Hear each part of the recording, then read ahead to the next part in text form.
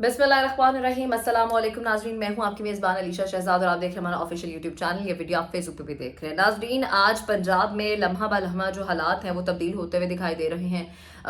5 minute पहले कुछ और हो रहा होता है, 5 मिनट बाद कोई और खबर आ जाती है। कभी राना सनाउल्लाह कुछ बोलते हुए दिखाई देते हैं, कभी कोई कुछ बोलता हुआ दिखाई दे रहा है। लेकिन इस वक्त जो पीडीएम भी जो भी प्लान तैयार करती है उसका जो ऑल्टरनेट है, यानी कि जो उसके मुकाबले का जो प्लान होता है या काउंटर प्लान होता है, वो तहरीक इंसाफ के पास होता है। इस वक्त पंजाब में सुबह से ये एक खबर थी कि जनाब गवर्नर ने ये कहा है कि स्पीकर साहब को ये कहा गया है कि आप वोट ऑफ कॉन्फिडेंस लें, ताकि जब आप वोट ऑफ कॉन्फिडेंस लेंगे तो उसके बाद हम आगे की प्रोसीडिंग कर सकेंगे। लेकिन वोट ऑफ कॉन्फिडेंस अगर आप 4 बजे तक नहीं लेते हैं तो हम जो है वो गवर्नर को यानी वजीर आला को जो है वो डी नोटिफाई कर देंगे। तो वजीर आला को डी नोटिफाई कर दिया जाएगा। उसके बाद उनको दोबारा ये एक दफ़ा फिर ऑर्डर जो है गवर्नर की जानिब से दिया गया, लेकिन स्पीकर ने इसको मुस्तरद किया और उनका ये गैर आईनी और गैर कानूनी है, क्योंकि जब एक ऑलरेडी इजलास जारी है उस पर इजलास नहीं लिया जा सकता। 24 जुलाई को पहला 41वां इजलास हुआ, उसके बाद 42वां इजलास स्पीकर के ऑर्डर पे जारी रहा। लेकिन अब कहा जा रहा है आप 43वां इजलास तलब करें, तो इस पे इजलास नहीं हो सकता कानूनी तौर पर।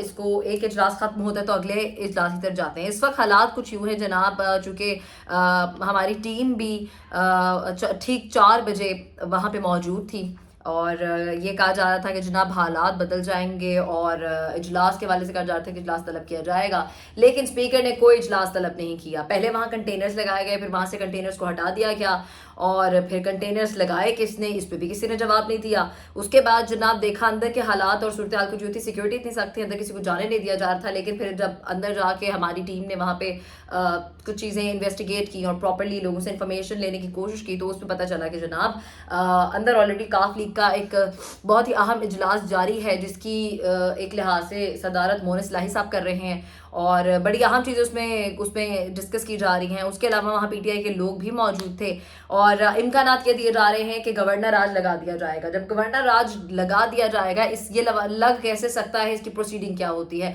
गवर्नर ने ऑर्डर दिया इजलास का, स्पीकर ने उसको कैंसिल नहीं माना, कहा गैर कानूनी गैर आईनी है।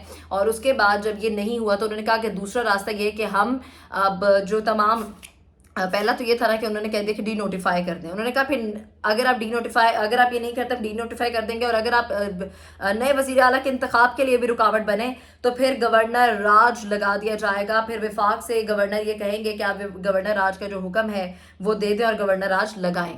तो फिर उसके बाद फिर हालात तब्दील होके फिर चीज़ें कुछ बदलती हुई दिखाई दी और उन्होंने कहा अब चूंकि ये कोशिश की जा रही है नून लीग की जानिब से कि हालात चूंकि लम्हा ब लम्हा बदल रहे हैं, तो रेंजर्स को भी तलब करने का ये सोचा गया है। और अगर फॉर एग्जांपल गवर्नर राज लग जाता है तो गवर्नर राज लगने के बाद पहली बात तो ये लग नहीं सकता, और अगर ये लग भी जाता है तो सबसे पहले जो है वो नोटिफिकेशन दिया जाएगा चीफ सेक्रेटरी को। ये पीटीआई के पास एक ऐसा कार्ड है जिससे वो अगर वो खेले तो ये गवर्नर राज का कोई जवाज ही नहीं बनेगा। जो चीफ सेक्रेटरी हैं आपको पता है वो आज ही तैनात हुए हैं और उनका जो उनकी तैनाती के हवाले से अभी तक क्योंकि पहले कामरान अली साहब थे, फिर उसके बाद अब्दुल्ला खान जो है वो नए चीफ सेक्रेटरी हुए हैं। पहले वो ये नोटिफिकेशन जारी करेंगे, जो उनकी तरफ से जो हमारे सोर्सेज बताते हैं वो यही कहते हैं कि ये नोटिफिकेशन वो जारी नहीं करेंगे। इसके अलावा फिर ये मामला चला जाता है सदर ममलिकत के पास। जब सदर ममलिकत के पास ये मामला चला जाता है तो हर तरफ से तहरीक इंसाफ के पास एक ऑल्टरनेट प्लान पीडीएम के लिए है और आप ये सब जानते ही हैं कि सब सारा मामला सबरी तहलील के हवाले से जो है प्रॉपर ये चीज़ें हो रही हैं। और अगर ये मामला जब सदर ममलिकत के पास चले जाता है और उसके बाद ये मामला अदालत में उठाया जाएगा पीटीआई की जानिब से। पीटीआई ने अपने सारे प्लान्स तैयार किए हुए हैं। इसके अलावा जो है गवर्नर स्पीकर दोबारा इजलास तलब करेंगे जब सिलसिला शुरू हो जाएगा और उसके बाद चूंकि ये गैर कानूनी कहा जा रहा है स्पीकर की जानिब से, इसी हवाले से डिस्कशन लेके अब जमान पार्क में भी कुछ मुलाकातें हो रही हैं। जमान पार्क में भी एक मीटिंग रखी गई है, वहाँ भी एक अपने क़यादत के साथ इमरान खान का इजलास जारी है और आने वाले वक्त में देखें कि क्या हालात बनते हैं और क्या पीडीएम अपना गवर्नर राज लगा सकती है या नहीं। मजीद इसमें आईनी और कानूनी जो इन्फॉर्मेशन है वो पीटीआई की जानिब से काफ लीग की जानिब से ली जा रही है। आगे हालात क्या होते हैं आपको मजीद भी इस वाले से अपडेट करेंगे। अपना बहुत सारा ख्याल रखिएगा। अल्लाह के बाद।